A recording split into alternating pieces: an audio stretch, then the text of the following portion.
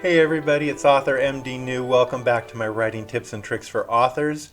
Today I thought I would spend a little bit of time discussing book blurbs.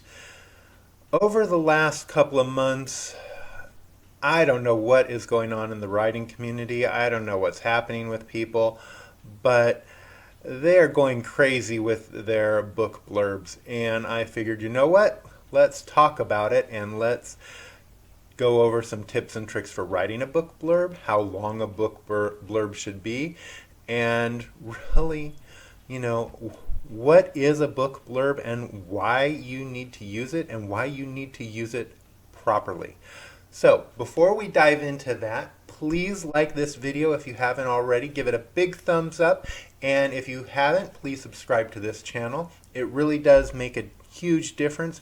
And again, it just lets me know that these videos are being watched and people are finding them helpful and finding them useful. Even if you don't get all the way through it because my droning voice bores you, just give it a thumbs up and like it or comment down below. It really does help and it lets me know that I am reaching fellow authors and we're making a difference one author at a time. So I really do appreciate it, guys. Thank you so much. Now let's dive into the book blurb. So, what is a book blurb? It is basically a summary of any book, any film, or creative work. A blurb is a short promotional description. Blurbs typically appear on the back cover of printed books and are intended to encourage readers to buy the book. That is what a book blurb is. So, now, I'm going to talk about some tips for writing a compelling book blurb. But the thing to keep in mind here is what a blurb is. It is short. I'm going to say this multiple times. It is short. It is a promotional description. It is a summary, a very short, concise elevator pitch summary of your book. That is what it is. So if you see all these book blurbs that are on back of books that are 3 and 4 paragraphs long, that are, have all these quotes and have these recommended by and, review, that's not a book blurb. I don't know what it is. It's some hybrid that people feel they need to have on their books to make their books stand out. For me, all it does is it just turns me off. I just look at it and go, and no. And I put the book down and I move on. So, that said, that's my soapbox moment. So, let's talk about the tips for writing a compelling book blurb. First up, align the tone with your book and your genre. Meaning, if you are writing a horror novel, then your blurb should match that tone. It should not be all flowers and puppies and bunnies and rainbows, right? It doesn't match with what you're selling. It basically is equated to bait and switch, or worse yet, lying to your readers. Now, in all fairness, I've been called out on this on one of my books. People were not happy with how the book was presented, and in the blurb, and felt that it was, I misled them. And I kind of feel bad about that, and, there really wasn't much I could do to change it, but, it was a choice of the publishers, and that's where it is. So, it does happen, but just keep in mind you want to align the tone of your book and genre with your blurb. Next up, number 2, make the opening line count. Now remember when I told you the first line of your book isn't going to make or break your novel? I said that about the first line, the first paragraph, the first chapter, the first couple of chapters of your book. Not here. For your blurb, the opening line absolutely counts, and it is the most important thing that you are going to focus on and dread. Blurbs are not easy to write. They are painful, they are excruciating, but when they are well done, you will hook the reader and they will fall in love with your story before they even read the first page. So make sure that your opening line counts and is impactful and is important and just hooks them right away. Because your blurb is short, you have limited space. That first line means everything. They will forgive a lousy opening to the story if you hooked them and made them fall in love with the book and the blurb. Now, how do you structure your blurb effectively? Well, you want to have a hook, you want to talk about the character, and you want to talk about the conflict. I'm not going to dive in any deeper than that because you will need to decide what those three things are for your book. But know that it needs a hook. You need to mention the main character or main characters. If you follow 3 characters, then they each need to have a spot in that blurb. Or if you follow just one character, they need to be the star. But make sure that you have at least one of your main characters highlighted in that blurb so the reader, the potential reader, knows who they're rooting for. And then you want to talk about the conflict. You don't have to go into huge details, and I think that's where a lot of writers mess up here, is they think that they need to go into all this detail about the conflict. You don't need that. You need to just go in and have a brief snippet of conflict. That is how you want to structure your blurb effectively. Next, and this one is more if you're writing nonfiction. So everything so far has been kind of generic and geared towards fiction, but I'm talking to you nonfiction writers out there, showing you a little bit of love because I know that we often forget about you. You want to share your subject matter expertise. Now, what I mean by this is if you're writing a book on diplomacy, you want to relay to the reader that you spent 20 years in the diplomatic corps.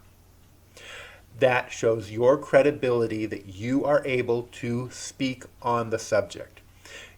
It is the same with anything. If you are talking about horse rearing or animal husbandry, give the reader in your blurb a little bit about what makes you an expert on that subject matter. So it's really important within your blurb to impress upon the reader that, hey, I've been doing this for 50 years. I know what I'm talking about. This is why you want to buy this book, because I'm going to teach you, right? So keep that in mind. Now, if you're a fiction writer, this is not necessarily important. You can if you want, and you have to be very careful about it because I don't think this is important, but if you won a Hugo Award, right? That is a big deal. So, there is a way to throw that in there that might impress upon the reader that, okay, hey, this is going to be something really good, right? But again, keep in mind, blurbs are short. Short. It is one of the only times that you will actually want to celebrate the fact that you have something that is short and small. Okay, moving on. Maintain a consistent voice. What I mean by this is your blurb should be written in the same voice as your book. Again, when we're talking about your blurb, you don't want to do a bait and switch. So if you're writing your story in first person or something along those lines, be consistent with how you do the blurb. You don't want to confuse the reader. There are ways of doing this, but it really is the main thing is you just want to be a consistent voice. You just want to maintain that consistency. As I said, your blurb should be written in the same voice as your book. Next up, avoid cliches and overused lines. So you think you had to go through your novel and get rid of all the cliches and overused words and filter words and everything like that. You have to do the same thing with your book blurb. Avoid things like "in a world" or "once upon a time." Don't do that in your book blurb. One, it wastes up valuable real estate and it's not going to impress anybody. Lastly is edit, edit, edit, edit. Why this is important is coming up next, but these were the reasons, or these were tips on writing a compelling book blurb. So you're asking yourself, okay, you just told me to edit, you told me to not do this, you told me to not do this.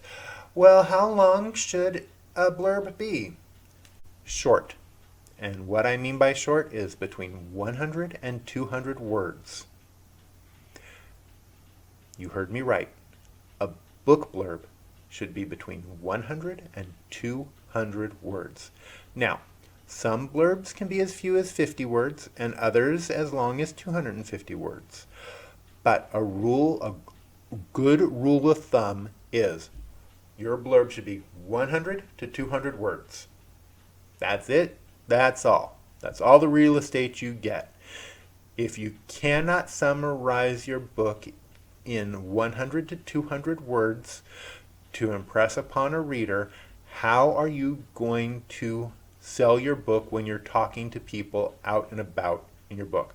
You have maybe 7 seconds to get your message to somebody. A book blurb, if you're familiar with this term, is an elevator pitch for your story. You have so little time to impress upon a reader why they should get your book. You don't want to waste it and you don't want to bore them. So 100 to 200 words is how long your blurbs should be. And lastly, and you're probably asking yourself, well, screw this. I'm not going to do a book blurb. That's just ridiculous. It's just crazy. No. I'm not going to kill myself for 100 to 200 words. Why do I even need them? Because your blurbs are intended to encourage readers to buy your book. Plain and simple. Your best marketing tool, and I cannot emphasize this enough, is your blurb. We as authors all complain about marketing, and PR. It's so hard, it's so challenging, it's so this, it's that.